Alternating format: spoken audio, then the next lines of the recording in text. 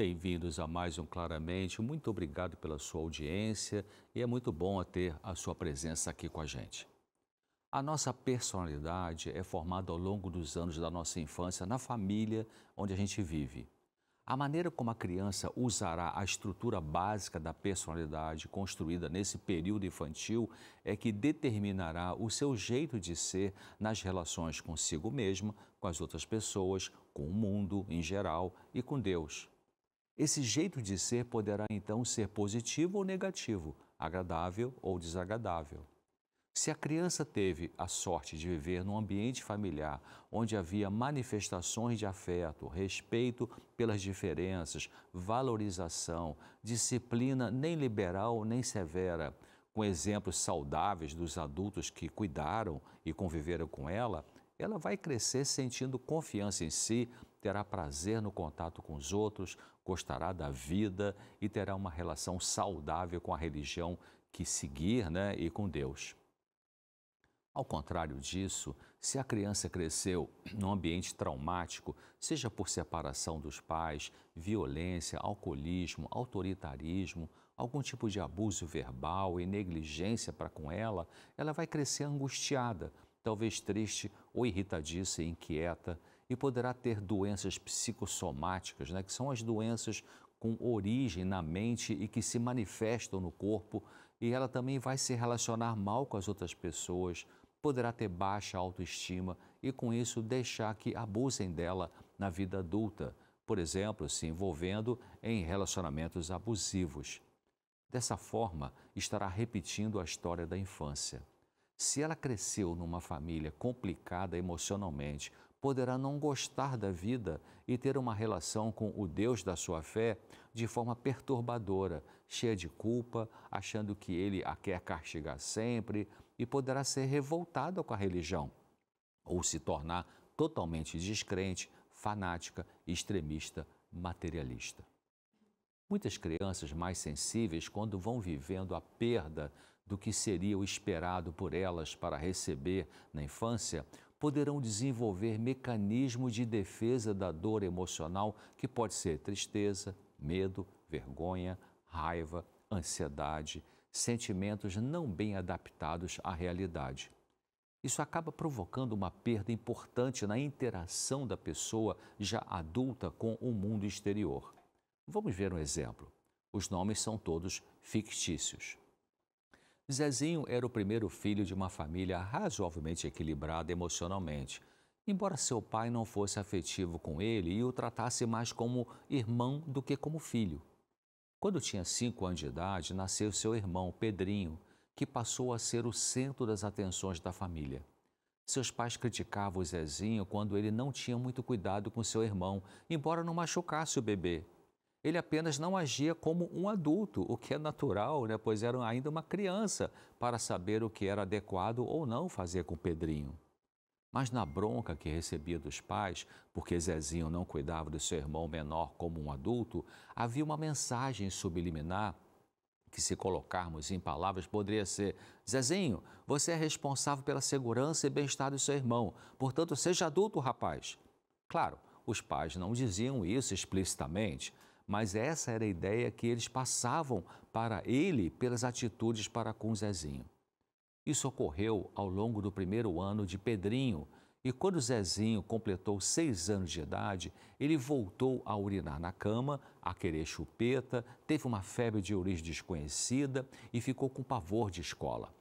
Seus pais o levaram ao pediatra e, após vários exames, não se constatou nenhuma alteração clínica. Fisicamente, Zezinho estava normal, mas emocionalmente ele estava sofrendo. Uma criança pequena não diz assim: mamãe, eu estou com uma angústia. Ela não tem noção do que é angústia. Nem alguns adultos sabem, quanto mais uma criança. Mas ela tem angústia, a qual é manifestada pelo corpo e pelo comportamento. Crianças manifestam sofrimento emocional muito mais pelo corpo e pelo comportamento do que por palavras, porque não sabem o que é dor emocional, não sabem falar sobre isso. Zezinho começou a tentar controlar tudo. Se acreditasse que comendo tal comida conseguiria afeto, ele comia mesmo detestando aquele alimento. Se ele achasse que ganharia carinho da mãe ao ser bonzinho com uma avó chata que irritaria qualquer criança, ele fazia isso. Algumas mães são mais preocupadas em receber a aprovação da mãe delas, né, do que respeitar os sentimentos de um filho. Ele fingia adorar a vovó Ranzinza, mãe da mãe dele, para ver se assim ganharia o carinho da mãe. Dessa forma, atropelava ele mesmo, machucava a si próprio quase sempre. Quando você passa por cima de si mesmo para agradar os outros em busca de aprovação e amor, você se perde.